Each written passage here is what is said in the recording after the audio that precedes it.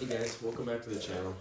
This is Randy with Manic Trail Banter, and I'm actually having to re-record this first part of my video. I recorded it earlier, but I had some papers in my hands and I kept shuffling them, and it was really distracting throughout the whole video, so I'm just going to try and re-record this. So I wanted to say thanks for being here, thanks for checking out my vids, and really excited about what the future holds for the channel and myself, and as hopefully it stops snowing soon and spring rolls in and I can actually get around mountain biking. I dropped the Trek Scratch off at Skyline Cycle for they're gonna go over the whole thing, but I needed some help with the brakes, and I got the build video that's gonna be posted tomorrow, so dropping the build video tomorrow. And I got my first GoPro a couple days ago. Still recording on my iPad just for the sake of trying to get this done and expediency, but I'll start messing with the GoPro and trying to get that figured out so that once spring comes I'll be able to actually get some trail footage in, so that's exciting.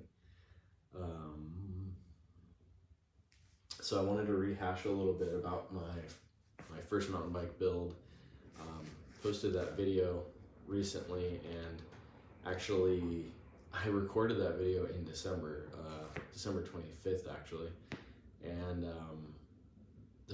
I've watched it back a few times, and there's some parts in there that are a little cringy, and I just wanted to kind of rehash some of the things that I was saying in there. So if I had to do it over again, knowing that I was gonna spend $700 on that, or if I would do it differently, I'd say I would probably definitely do it differently, especially for my first bike. I'd buy something that was complete. If it needed tubes and tires, that's grips, things like that. They're just kind of standard replacements. Like, I'd look for something that had a decent group set. I would have done more research as to what geometry I was looking for, and I would just try to set myself up better that way. The Jamis High Point that I traded for the Trek Scratch, I paid $260 for it, and it was an extra large. It was like a newer bike. I mean, within a couple of years, had Tektro hydraulic brakes, had a Dior clutched group set. I think it was a 10-speed Suntour fork. I mean, it was a really nice bike. I mean, hardtail, and kind of a standard hardtail, but it was good enough. It was a 29er, and so knowing that now, I would have held out instead of buying the $50 bike that cost me $700. And there's a lot of other things that go into that, play into that. So like, getting to feel the bike out and decide what you like and don't like, and either, from there figuring out, okay, is this something that I want to spend time and money modifying to fit me better? And there's some videos out on YouTube that actually talk about, 7 points to help fit your bike to your body and things like that. There's things like that, but there's also no-go zones where it's like, okay, this isn't gonna work, kind of like where I'm at with the Motobecane. I mean, I like the bike and it's fun, and it kind of, it's served its purpose, but it's too small for me. And I actually, later I'll talk about that. I actually did look at the geometry of that, and I compared it with 3 other bikes just to see, just for some idea. And it's actually, the top tube length on that bike is 2 to 3 inches shorter than the 3 bikes I compare it to. So dead giveaway as to why it feels so small for me. And it is basically a size small anyway, so I should be riding a medium or a large. So I mean, if you're getting into biking, and I would definitely suggest trying to find something that's complete. You'll have less surprises that way, whereas if you buy someone else's project, you don't know what you're getting yourself into until you cross that bridge. It also can be more expensive to try to piece it together. I mean, it all adds up really fast. And know, if you're building something, you're not taking advantage of the price breaks that retailers and or, you know, manufacturers get on components like suspension, group sets, and things like that. That's all coming out of your pocket. And, you know, you can find, you could probably buy, I mean, for the money I spend on that, I could probably buy 2 decent bikes and, you know, swap things between the two and make one really badass bike and then sell the rest of the parts on eBay and make some of my money back. You know what I mean? There's smart ways to do it, but, you know, buying a frame, you know, actually it's funny, this frame right here, I offered a dude like $175 for a Cannondale frame on eBay, and he turned me down. I think it was a carbon frame, and I didn't even give a shit. I have a fork with a 1.5 inch straight steer tube, and I have a headset. I mean, I have a bunch of parts, and I was just looking for a frame so like maybe I could use those parts. And I found this frame. I think they were asking $10 for that frame on Marketplace. And I think I showed up and I handed the guy 20. I was just like, thanks, man. Like, I didn't even care. So yeah, that's why I got this, because while I was building that, I ended up with a fork and Mavic wheel set that didn't fit that. That came off a Cannondale, and that was before I knew, okay, 1.5 inch straight steer tube. I thought maybe I could just get headset cups or something for that and make it work. And you know, I may have been able to do that, but I didn't even try because it just was daunting. So I was like, I just ordered a fork that fit it, you know. That's kind of the thing you get into with building something from scratch. Like, you gotta, you know, a lot of the things are standard, you know, that's got the FSA V-Drive crankset on it with the 104 chain wheel, and it was very, very common, right? So, you know, there's lots of things that are common, but then there's those other little things that'll get you that, you know, you're not thinking of. So, group set, you know, I pieced together a group set. I got the lever, the shifter lever off of eBay for $12, and then I went ahead and found the derailleur, and I got a non-clutch Dior derailleur. But like, when it's all said and done, you know, I think I still probably paid as much as I could have gotten like a micro shift group set for, you know. So in that instance, I mean, I think you're better off finding either a group set that's been removed from a bike on eBay, you know, complete, or yeah, finding a good deal on a brand new group set, instead of trying to piece it together. Because, you know, the cassettes seem to be like one of the most expensive pieces. The derailleur and the cassette are the most expensive parts. Shifters you can find all day.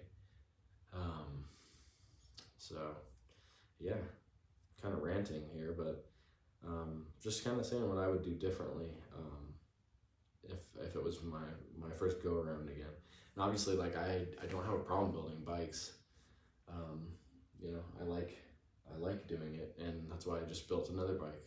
But and I've got another one here to build, and that one to the Specialized right there to do like a little restoration job. So I mean, I enjoy doing it, but it's not always the smartest way to do it, right? So just things to think about. Yeah, I'll cut to that other part of the video. So thanks for being with me. Another thing I said in the video about the Motobecane was that I didn't do any measurements, or, you know, take the measurements of this geometry. I didn't do that research ahead of time and go, okay, I'll compare that. So that's what I have here, is a list of some geometry. So I have the geometry for the Motobecane. I have geometry written down for a Specialized hard rock, which my uncle owns, and I got to ride when I was over at his place. And I liked the way it felt, and I thought that was weird because it's a 15-inch, right? I think it's a medium, but it's a 15-inch frame. And I'm like, this is a 14. I mean, from here to here is 14 inches. What's so different about these two bikes? I also wrote down the measurements for an SE Dirt Jump Ripper, because those are pretty dope looking bikes, and I'd like to have one. So just kind of thoughts. And then I also wrote down Marin San Quentin for a medium, because I actually probably will buy one of those. I want a Hardcore Hardtail, Whether I do the Marin San Quentin or the new Poseidon bike that's going to be dropping this year sometime, I think. There's a YouTube channel called Spin Dat, and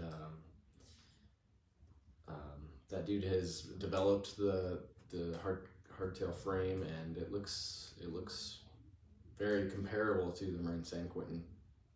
And I hope he doesn't hate me for saying that, but I mean, they're both hardcore hardtails. They're made to be, you know, all around bikes, and yeah, so I think they're similarly developed with similar things in mind.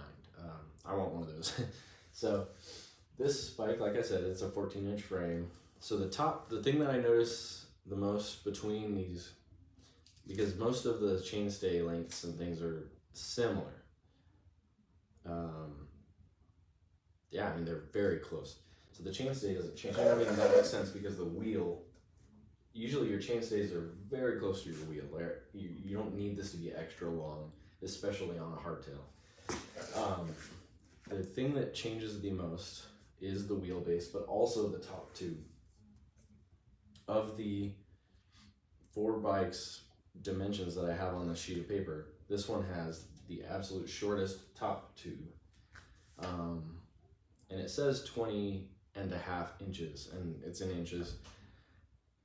Specialized Hard Rock has a 23-inch top tube, so that, I mean, it makes sense right there. With that, I'm 5'10", I have fairly longish arms for riding like a small bike, which is what this is, or a medium. So that does make sense as to why that 15-inch bike felt better, because it's got a longer top tube, a longer reach. I didn't write down the reach measurements. I don't think that they even have that calculated for this bike because it is older. So anyways, head tube angles were similar. This one's 71, and like I said, this is more of a cross-country type bike. Hard Rock has a 70-inch head tube. The SE Ripper has a 69-inch, or 69, what the hell am I saying? 69-degree head tube. And then obviously the San Quentin has a 65. It's obviously made to be way more slacked out. So, I guess, so the top tube length between the 3, this one's 20.5. The Specialized Hard Rock is 23 inches. The Dirt Jump Ripper is 22.8, almost 23, and San Quentin is 23. So those are all very close to the same, and mine is obviously like inches shorter. So a lot of people also look at wheelbase. This one has a 41-inch wheelbase. It's over 41.5 inches. That's what it says. I swear I've measured it and it's been shorter. Hard Rock has the same, almost. I mean, a couple 0.2 off. The Ripper also has the same. That's actually 0.1 less. And then the San Quentin has a longer wheelbase, but obviously duh. And I think the fork offset is more extreme on the San Quentin as well, so that's just part of the geometry. But so I mean, literally between those 4 bikes that I'm talking to you about, this one has the shortest top tube, and it feels tiny to me. I mean, it feels very short. C-tube angle is 73 on this, 73 on the Hard Rock, 71 on the Dirt Jump Ripper, and 75 on the San Quentin, which makes sense because that's more of a trail bike. So, and I mean, there's plenty of places to go look at what that means, what those dimensions mean. You know, it's taken me a while to kind of put that all together myself, because like I said, I hadn't done the research ahead of time. Talked about, so I got a GoPro this week. I'm super stoked about that. Didn't use it to record this video. I'm still using my iPad because I want to get this video out today, so I want to get it done. I did record a short, and I joined up with Team EVS Protection. I got knee pads, elbow pads, gloves. They don't make mountain bike helmets. If anybody knows any news about whether they're going to get into that, I did ask them, and I hadn't heard back on that, but that was at the beginning of the year, and it's been really busy. I'm sure they've been really busy. Had a lot of people join the team and stuff. So I might reach out back out to them, because I'd love to, you know, if I can help them in some manner with that, you know, whether it be testing or whatever, that'd be cool. The Trek Scratch 9's in the shop, I already said that. I picked up a new pair of shoes, so, and I'm stoked about this too. What am I doing? All right, as my stool falls over. So these are 510s. As you can tell, you're all probably very aware of what that logo is. I got these for $40 on Facebook Marketplace. They look absolutely brand new. 70-year-old gentleman had them, and I sat down and talked to him for a bit. And he's from around here, and I'm new to the area, so we kind of chatted about some trails and stuff. And so I want to do a back-to-back comparison with these, and I want to compare them against Vans. If you see my little pennant flag up there, because I'm a Vans fan, been wearing Vans forever, pretty much since I was, since elementary school. I mean, and I reached out to Vans and I asked them if they were thinking about releasing any mountain biking shoes, and they said they weren't aware, but they would pass the idea off to their, team, the idea team. I don't know what you call them, but these are my main biking shoes that I've been using. And these are older. I don't even remember where I got these. I think these might have been Kohl's, so they're not like the legit Vans, and they're obviously not the BMX soles either. But I mean, look at how torn up these soles are from flat pedals. They're just totally screwed. So, but they've worked. I mean, they've been solid enough, but yeah, I am stoked to have the 510s and to try them out. So I'm gonna get a pair of the BMX Vans. I'll try to at least mid or low top, not high top, because then I feel that's gonna be too much of a difference. And I wanna do a back-to-back comparison video of them, just for shits and giggles. So if you're into it, that's cool. I posted a survey on YouTube about the Cannondale. It is a 3x already. So this guy, it's already got a 3x. This is a 26er, and this is an actual large frame. It says 19.5 inches, I think, but so it's already got a 3x crank on it. I thought about leaving this a 3x. I also thought about converting it to a 2 or 1. I have 2 1x group sets, and I'd like for this to be kind of like more of a climber, all around climber, and a bike that I'd be putting more miles on. So if you have any advice on that, what you think, the fact that I already have I have an Advent 9-speed, Microshift Advent 9-speed, and I have an SLX 11-speed group set. Let me know what you think I should do with this bad boy. And this and the Specialized are the next things on the to-do list. So once I have the truck back, I'll just be riding it, and this guy will start working on him. So a couple other things. I have some trail videos, and I don't want to post them because they're embarrassing, but they're just like little snippets of me riding. And I mean, the one thing I would want to say is, if you haven't videotaped yourself riding, or have someone video you riding, jumping, whatever it is, definitely is a good idea to just be able to see yourself and what it looks like from another perspective. Because when you're on the trail and you're doing it, it feels intense, and it is, whatever. But then you watch a video back, and it's funny how not intense it can be. So that's why I'm saying it's kind of embarrassing to, I don't really want to post the videos, but eventually I will. Maybe I'll just do eventually I'll do a compilation of where I started and where I'm going.